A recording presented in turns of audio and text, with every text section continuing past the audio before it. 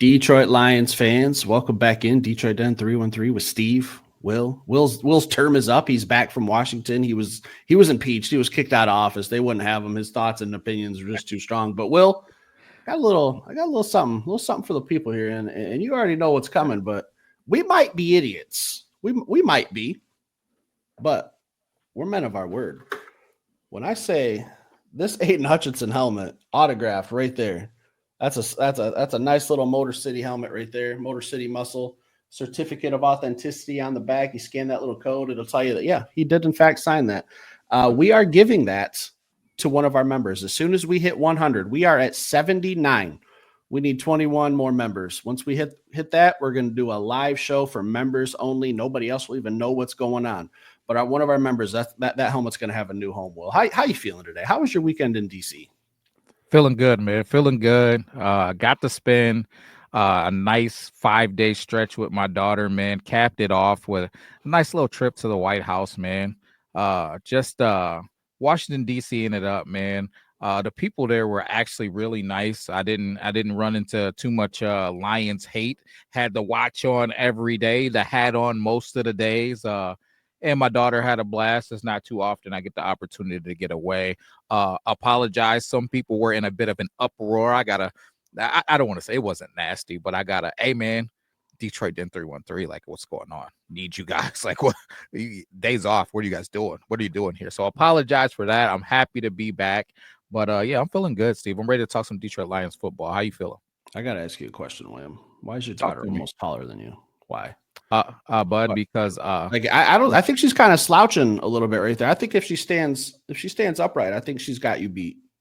Steve, I'm gonna tell you this. That's my 8th grade daughter, and I'm not ashamed to say that she's almost taller than me. You're 100% correct. It is a little bit closer than it shows in that photo, but I'll take it to the next level. My 10th grade daughter is taller than me, so it's like if she isn't taller than me, it's just like but it's so close now that I won't even stand straight up to give her a sure answer. I'm just like, when she comes, because she's always trying to get me. As soon as I see her and she's trying to posture on me, I hit her with I'm taller than you. Don't worry about it. You know I'm taller than you. But yeah, I think she's probably got me by now. But hey, man, it's all good. I want them to be tall and athletic, man. So keep growing, ladies. Keep growing. I love you. And let's talk some Detroit Lions. Well, before we say that, I'll just say that if there's any one-on-one pickup games in the William Ford house, I'd like to bet on the kids. So whoever the bookie is, I think they spot you 8 points in a game to 11, and they still win. So we took a couple of days off. Hectic weekend. Will was traveling. I'm in trench warfare over here with diapers. Will, I'm just knee deep in shit diapers 24/7. So a couple of days off. Not a whole lot's going on with the Lions, but a little snippet of something that did happen over the weekend. I'll do a little screen share here so you guys can see. I'm sure this isn't like breaking news for anyone, but Aiden Hutchinson posting this video, courtesy of NFL.com. Will, how's he looking? What are you seeing here? Hutch is looking pretty good. Listen, I'm gonna tell you this. He's looking like our best edge rusher up here, hands down. That's what he's looking like. I don't know if he's looking to the best edge rusher in the league form quite yet, but he's looking darn good, man. It's hard to believe that is a young man whose leg was flapping around like a limp noodle just months ago, man. So it makes me feel really good, and it gives me a warm and fuzzy to see him out there, not only running in a straight line. Now he's doing football things. He's doing football things. So how you feeling about it, Steve? Do you think that he'll be ready come week 1, full throttle? Aiden Hutchinson just unleashed 20-sack pace back to the league here on week 1. William, I need Brad Holmes and Dane Campbell to take Aiden Hutchinson and wrap him in bubble wrap until September, whenever week 1 of the NFL is. All right. I don't think I even need to see him in training camp. Okay.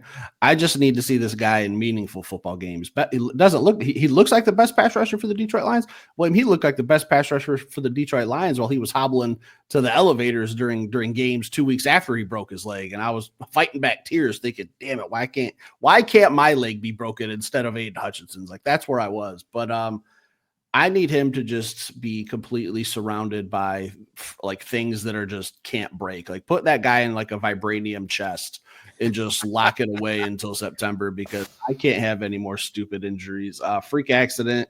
We posted a little video when he did we got in a tizzy a little bit when he did his little pool workout, and we got all excited. And Hutch was saying that during the season that he'd be back for the Super Bowl. As far-fetched as that was, I think he's obviously going to be more than ready for week 1 of the NFL. William, is that crazy to think? I don't think you're crazy, man. I have been, I would say, a bit of a pessimist on it because I just didn't think that he would be back to Aiden Hutchinson form this year. I thought that it would be, I was throwing around 80%. I'm still not going to throw 100% Aiden Hutchinson form is what we're going to see this year. But I don't know. I might have to up it to 90% now, man. He's looking really good. And don't get it twisted. I'm praying that he's 100%, 110, 115% of what he could be. But I'm just trying to taper my expectations because, hey, if you overachieve, I'm always going to be cool with that. So Brad is a guy who's historically been cautious. He's made mention to the fact of letting Aiden come along at however he needs to come along, but they seem pretty confident that he's going to be ready. So if they're confident, I'm confident. Let's get it done starting week 1. I've seen some fans that just have some doubt in their mind that he's ever going to be the true Aiden Hutchinson. Does that concern you at all? Or do you think once he's on the field, like you're going to forget all about that injury? You're going to think, hey, this is a guy that had 45 pressures at week 6 of the NFL, was dominating every pass rush category, every pass rush stat, still led the Lions in sacks after week 6 and didn't play a game the rest of the season. And people think that, he's not going to be the same old Hutch. Do you think that that's fair? Or do you think he's going to be just fine and we're going to forget all about this? Steve, I think it's completely unfair because it was a bone injury. It wasn't a ligament injury. Ligament injuries are weird, man. You never really know how they're going to go. You don't know the exact process of how they went about repairing those injuries, who the doctor was, and all of that stuff. It's a bit more of a toss-up. Bones heal pretty much the way that bones heal, and it got set lightning fast. It was set, man. What they say? Hours from the situation happened. He did it right there in Dallas. Had some of the best doctors available that anybody could ask for. So all those point to, man, I think that he will not only be back to Hutch, I think he'll be better than he was before. It's just a matter of taking that time and going about the rehab. And as you can see, he's going about it the right way. All signs point to he'll be bigger, faster, and stronger than he was before. And it really excites me. But Steve, there's the icing on the cake. There's the sprinkles on the cake. There is Talik Williams. Talik Williams, man. Like, we might not reap all of the benefits of Talik Williams this year because 1, he's a rookie, and 2, he won't have Aleem McNeil until later on in the season. That's something that we might talk about in a little bit, so I won't go too far on that. But when you put all of, as you say, the ingredients to the cake, when you got all of the ingredients and you're not missing the eggs, you're not missing the flour, you're not missing one pivotal thing to the cake is going to be delicious, Steve. What is the world going to do when you got Talik Williams eating up blockers, right? You got Aleem McNeil eating up blockers, and then you got Aiden Hutchinson out there. Steve, that Aiden Hutchinson, that might be a 20-sack Aiden Hutchinson. That might be a 30-sack Aiden Hutchinson. So that's what I'm really excited for. So when I'm talking about down the road, I think not only will he be the guy that he's meant to be for the time, I think he'll be better. And then he'll have better pieces around him that can also rush the passer. Aleem McNeil, he can rush the passer. Talik Williams, I think that he's going to be able to rush the passer. Things are going to get scary. First of all, William, it's 2025. All right. And medicine, technology, all that's come a long way. Hutch is going to be fine. Let me just say that. Like, he's $1 million investment by the Ford family, by the Detroit Lions. They're going to give him every single top-notch doctor, top-notch athletic trainer, personal trainer, rehab trainer. Like, he's getting the absolute best of the best of the best. Nutrition, like, that plays a huge factor in how fast you grow. Like, he's going to be fine. So for everyone who was worrying, that's my 2 cents. 2025 technology's through the roof. He's going to be just fine. But, well, we didn't even really get to see last year, like this Detroit Lions starting defensive line. Like I think we lost. I'm drawing a blank. Marcus Davenport. Like he got hurt like week 3. 2 or 3, I can't remember. Whatever week we played the Cardinals in, whatever week that was, is when he got hurt, and we were just kind of that's when the shuffle just kind of started. Was right then and there, and then a couple weeks later, week 6, I believe, Aiden Hutchinson, Dallas Cowboys. You guys know the story. A couple weeks after that, Aleem McNeil against the Buffalo Bills. Like it was just a revolving door. If we're talking week 1, we're going into this this training camp starting with Marcus Davenport.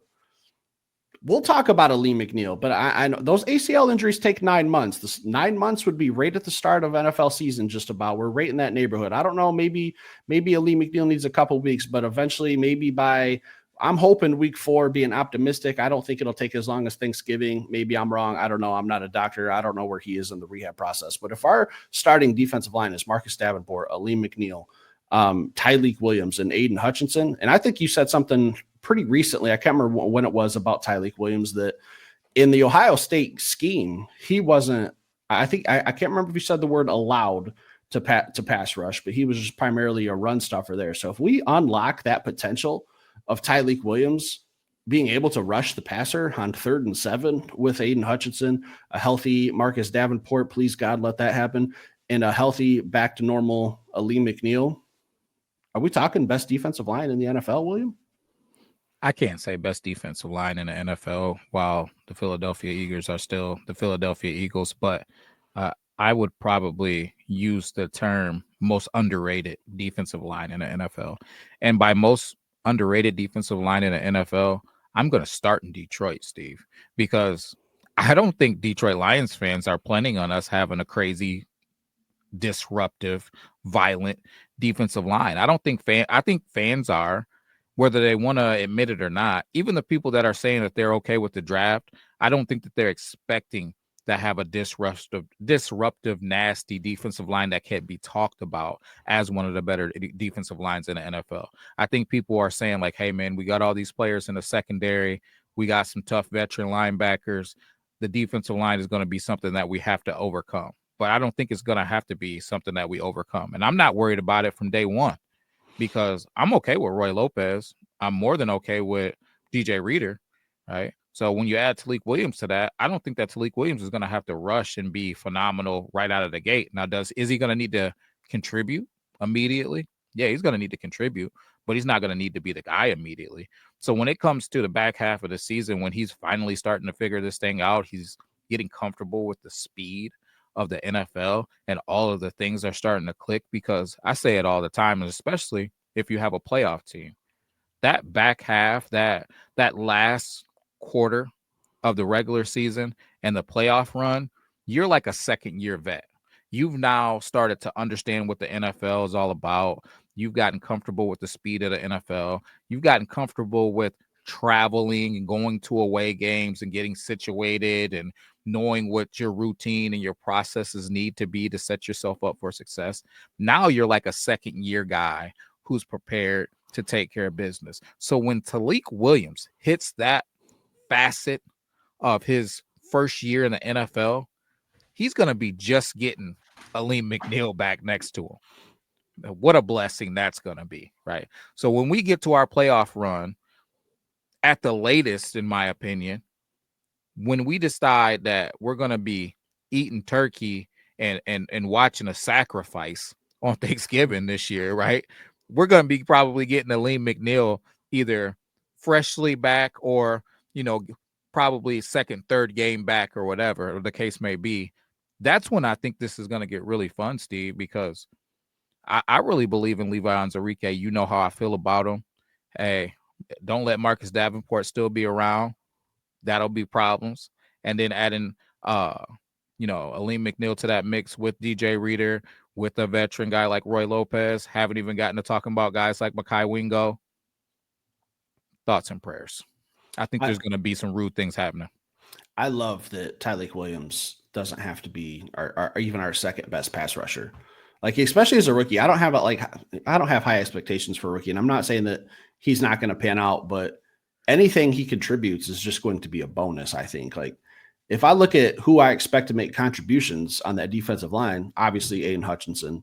Next in line for me would probably be Marcus Davenport. I think he's got a lot to prove. He's got a very, I'm not even just talking like contract wise, like he's on a prove it deal, but I think like Lions fans take him for granted because I know the injury history is there. I know the concerns. I know he's probably not going to play 17 games, and I'm with you guys. Like I understand all the concerns when it comes to Marcus Davenport, but if he stays healthy, that's probably your second best pass rusher. Like, in my opinion, like that dude is just massive. He's hard to block. He sets an edge. He can get after a quarterback. He checks a lot of boxes other than being able to stay healthy throughout the NFL season. And then when we're talking, Aleem McNeil comes back, if he's your third option, given the injury, maybe it takes him a little bit of time to get his feet wet and get adapted to NFL speed again and up to pace. And then we're talking Tyleik Williams as maybe your fourth guy as a rookie coming in from Ohio State, very versatile defensive tackle. Like I love the way that this defensive line's shaping up, Will. So Aleem McNeil, like I said, I was doing some research, like these ACL injuries. I know some people in the NFL have come back from ACL injuries, like Peterson from the Minnesota Vikings, and he came back to the NFL and rushed for 1 billion yards, and he was just a freak. I know that doesn't happen every day, but is it crazy to think that Aleem McNeil could possibly be back at the start of the season, week 1? Is that a possibility, you think? I don't see week 1. I don't see week 1. And part of it to me is because it doesn't need to be week 1. Now, it'd be one thing if we were hurting at the position and we absolutely needed him to be back, then maybe I could see, man, that first 4 weeks somewhere in there, because if you mess around and get behind the sticks and you get some losses under your belt and you're like, man, we need to get him back sooner than later. But with having DJ Reader and having Tyleik Williams and signing a veteran guy like Roy Lopez, I don't think there needs to be any rush to get Aleem McNeil back out there. All right. So for those reasons, I wouldn't expect to see him out there in any rushed type of scenario. And I just feel like we have the type of organization. We've invested a lot of money in Aleem McNeil. I think they're going to proceed with caution and make sure that he's ready to go before we put him out there anyways. Even if we were behind the sticks, I don't think they would rush him out there, because now you're really playing with the money, because you've given this guy a contract. If you rush him out there and he gets banged up again, you're going to have some real problems on your hands. So for those reasons, I don't plan to see him super early, man. If I saw him in October, I'd be happy. I'm really planning towards November, and I think we'll be more than okay. Again, I keep fantasizing about these D-line combinations and short yardage situations, goal line situations. Man, we got a goal line situation in the playoffs, and you march out there guys like Roy Lopez and DJ Reader and Tyleik Williams and Aleem McNeil with guys like Jack Campbell out there. That's going to come down and just be physical, right? Alex Anzalone flying around, you know what I mean? Malcolm Rodriguez, just a guy who's ready to bash his head into anything. It's just like the possible. Derek Barnes is very similar. He'll bash his head into anything. We could be problems in short yardage. We could be problems getting after the passer. We could be, maybe you're in a situation where you put those 4 guys out there and you got Aiden Hutchinson standing up somewhere doing something weird. It's just, Steve, the possibilities are endless with this D line. You can play some 3 front games. It's just, I'm very excited for the combinations and different things that we can do with this group. And I have a hard time not forecasting what the future looks like. But man, if DJ Reader just loves it in Detroit and he wants to sign back with Detroit moving forward, man, I feel like for a fair price, man, still haven't given up, because Adarius still hasn't signed anywhere. The longer we go without him signing somewhere, it makes me think that he'll be back in Detroit. The possibilities with this D-line are absolutely endless. I think that we're very underrated. So for me, Steve, for those reasons, look out, world. This defensive line about to be a problem.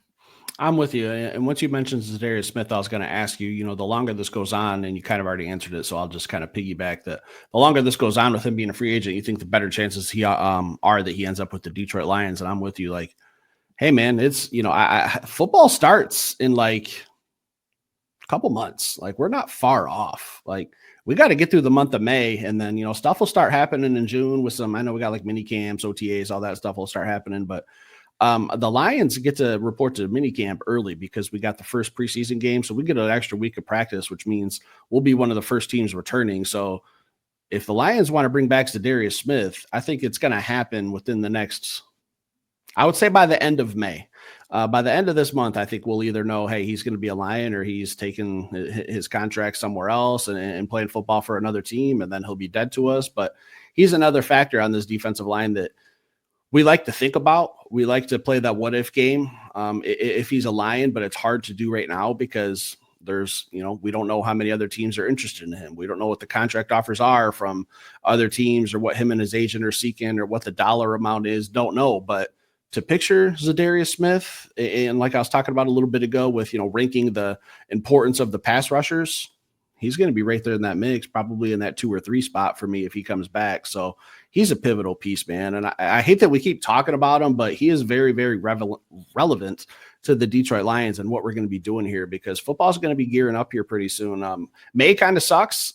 Not a whole lot is going to be going on in May, but come June, like, hey, that's when it's time to start thinking about some football with some training camp stuff going on. And like I said, we get to report early with that Hall of Fame game. So I hope that Zadarius makes a decision soon. I do think that you're right, and I'm with you that the longer this goes on, maybe it's better for the Detroit Lions, because I'd love to have him back. He's still a top priority for me, and I think he really, really transforms our defensive line. And you say underrated, Will? I don't know. I'll take our D-line with Zadarius Smith over the Eagles any day of the week, because the Eagles have some good guys. They have the Jalen Carters and the Jordan Davis, but they just lost Sweat, and Brandon Graham just retired. So they don't have that one junkyard dog like we do with Aiden Hutchinson. And now we got another guy on the other side, Zadarius Smith, hopefully. And then we're returning Ali McNeil, Tyleek Williams with DJ Reader, Anzarike, Pascal rotating in somewhere, somehow. I don't know, Will. It's fun to think about. Steve, I'm going to toss a few questions at you, just D-line related, while I'm sitting here and I'm just thinking about it. First one would be this. If we don't sign Zadarius Smith, do you think that this defensive line is in trouble? No, I don't think it's in trouble. I think it could be better with Zadarius Smith, obviously, but I wouldn't use the word trouble. Yeah, I think that Zadarius Smith just, I don't want to use crazy words like unstoppable and invincible and crazy like that, but I think Zadarius Smith, he's not a need, but Luxury? he is a you took the words right out of my mouth. He is a luxury that I want real bad, because I think about Marcus Davenport. How do you protect the guy? How do you keep him as safe as you can possibly keep him? Limit his reps. You limit his repetitions, man. That's the bottom line. So if I can get Alquin Muhammad out there getting some of those reps, if I can get Zadarius Smith getting some of those reps, Josh Pascal, if I can get him getting some of those reps, Levi Onwuzurike, if I can get him getting some of those reps, then when it comes playoff time, Steve. Well, there's another name you had better mention. Ahmed Hassanin. Come on now. Gotta mention him. I follow the rules of Brad Holmes. What are the rules of Brad? He's not looking for anything out of these rookies. Now, if we get a little something out of them, which I told you, I'm trying to taper my expectations with Hassanin, because man, oh man, I keep just the name makes me smile from ear to ear every time. So, Steve, I think the guy's gonna be good, man. I really do. But I'm trying to not go too far before we even get to training camp. I at least want to hear some training camp stories of him just being a problem before I start acting up. But just know that I want to. But like I said, I'm trying to follow the rules of Brad, and we're not going to expect too much out of a rookie. So I'm expecting nothing. But if I get something, hey, so be it. But if we can find a way to limit Marcus Davenport's repetitions throughout the regular season, keep him fresh, keep him healthy, keep him ready to go for the playoff run at the end of the season, I think things could get really scary. If you're looking at a rotation to where, you know, Aiden's going to get probably, especially coming that time, he's going to be out there for 85-90% of the reps, man.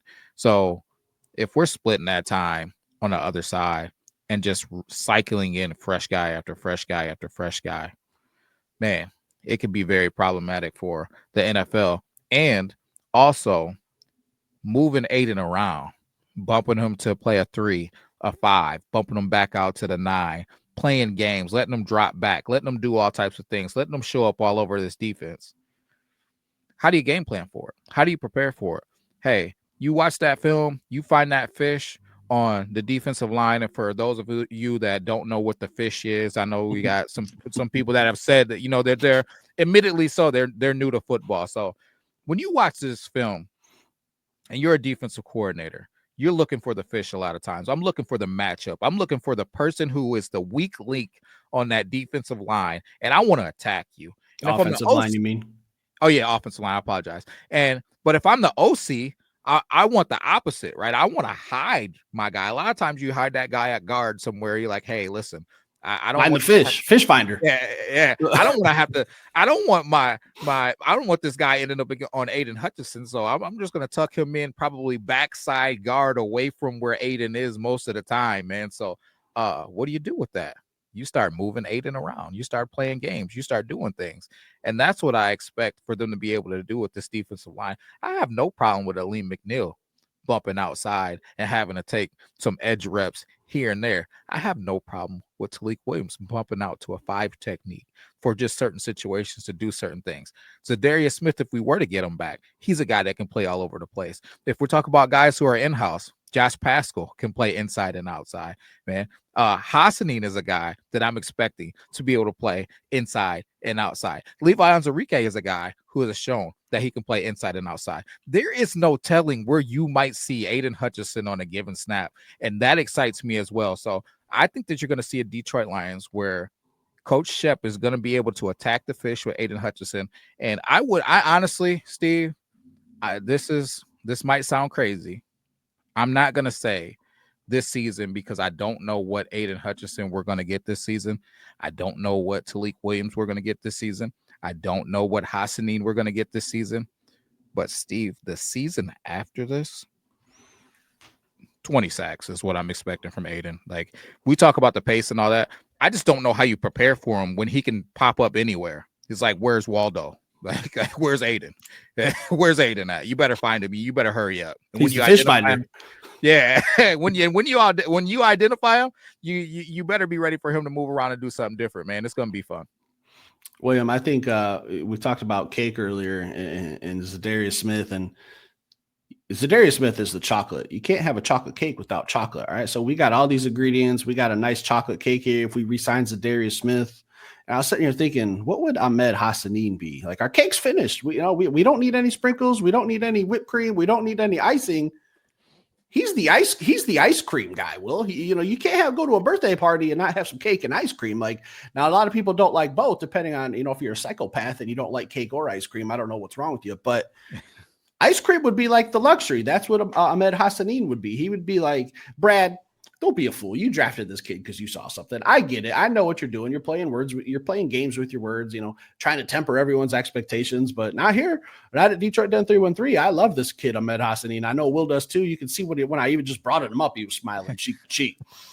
He's going to be an impact. It's not a matter of if. It's a matter of when. If this game, and he's probably going to get his butt whooped a little bit in training camp, because we come to the NFL from Boise State. Everyone's big, everyone's fast, everyone's strong, everyone has great technique. This is a full-time job now. It's not like college where you go to school and you play football on the side, student athlete. This is grown men trying to make a living for their families. It's different here. So he's going to have some training camp struggles. And like you said, well, if it's not this year, could it be next year where he's like, all right, I've hit the gym. I've taken care of my body. I've got a year of getting better nutrition in me, some better habits, better routine of understanding what I need to do. Scary. It's scary. And maybe that's what Brad's talking about, trying to temper everyone's expectations. But if, I don't like the word if, but it kind of promotes hope. But if Ahmed Hassanin is an impact this year, even if it's week 8, 9, where he's kind of like, getting on the field a little bit more, look out. Just absolutely look out, William, because we're going to have waves of pass rush, because that's a junkyard dog who knows that he's just locked on a chain right now. The minute Dan Campbell and Brad Holmes go up to him and they unhook that chain from his collar and they say, go sick him, boy, go sick him. it's over. It's a wrap, William. Steve, there's a movie that I really like. Brokeback Mountain. Besides that, this is my second favorite movie. It's called Unleashed. Have you ever seen it? I've heard of it, but no. So Unleashed is it's basically like it's a martial arts movie, so to speak, something like that, a fighting movie. And it's about this guy who he's got this collar, man. And this is a guy who is just a phenomenal fighter. And when they take the collar off this dude and put him on people, he just goes to work and just annihilates anybody, big, small, weapons, no weapons, whatever the case may be. He's going to take you down. That's what I think about Hassanin, man. That's just the vision that I have in my mind. I envision a guy who, when Brad called him, he said what he said. People know. He said, "I'll die for this team. I'll do whatever I need to do." But I envision a guy who is so thankful, and he's going to repay you in blood. He's going to repay you with everything that he has inside of him. If he ends up good, Steve, I can't even. I'm trying to taper my expectations the best I can, but I just don't understand a world where he is not good because he wants to be good that bad. And when you want it that bad and you're surrounded by killers, Aleem McNeil's a killer. Aiden Hutchinson is a killer, right? I truly believe Talik Williams is going to be a killer. I think DJ Reader's a killer. And I think, Kirby Joseph, killer. Brian Branch, killer. Amik Robertson, killer. Jack Campbell, killer. Like, did I say Alex Anzalone? If not, killer. Like, DJ Reed, killer. Like, when you're surrounded by all of these dogs, and I ain't even got to the other side, the Panay Sewells, and like, when you're surrounded, Amik Robertson, like when you're surrounded by all these dogs, man. Tom Kennedy. You gotta be a dog. Listen, TK85 is a creme de la creme. You know what I mean? What are we talking about? But it's when you're surrounded by all of these guys, man, his mentality, that's what's inside of him already. 5 years of football is all he has. 1 year of high school, 4 years of Boise State.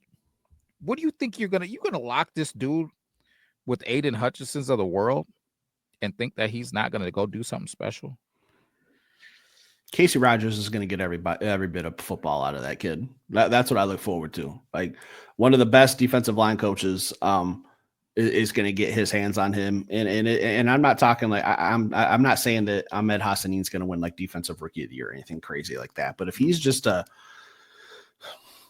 a guy we're throwing into the rotation and he's at least getting pressures and just learning football, I think that's a massive step for what a 5th or 6th round pick this year. Like, it's scary to think about. And he's kind of like, he was one of those players that I think was just drafted as like a big picture. It might not be year 1. It might be year 2. He starts to take off. Year 3, he's getting even better. Like, he's got the traits. He's got the size, 6'2", 270 pounds almost. He's got the mentality. Let football slow down for him. Learn a little bit of technique. Learn how to, win some one-on-one matchups, and he's going to be just fine. And our defensive line, I think, is going to be a absolute problem this year. Please, please, please, Zadarius Smith, come back to Detroit. That's the last thing I got for tonight, Will. Yeah, I'm the same, man. What I want to hear from everybody is this: where do you think that this defensive line is going to rank this year? Didn't sign that big edge rusher, but what do you think we're going to be dealing with, right? You can say with or without Zadarius, or you can give me both what you're thinking there. Is it something that you're worried about? Do you think that we have enough? If this group that we have right now, if they stay healthy, do we have enough, or did we not do enough in the draft? Where are you at with that? Aiden Hutchinson, where we started this thing off, what percentage of Aiden do you think we're going to have? How many sacks is Aiden going to have this year? Is he something that we should be worried about? Does he need to be on a snap count? Or do you think Aiden is just going to get unleashed, man? Because those are the real things that I'm going into this season thinking about right now. Because Aiden is looking like he's going to mess around and be Aiden week 1. Wasn't expecting that. Football gods, thank you ahead of time. You know what I mean? Hey, Aleem McNeil is going to be coming back. I thought that it was going to be a big situation not having him. Signing Talik Williams, or drafting Talik Williams and signing Roy Lopez, Football Gods answered that. Thank you so much. Such a blessing, man.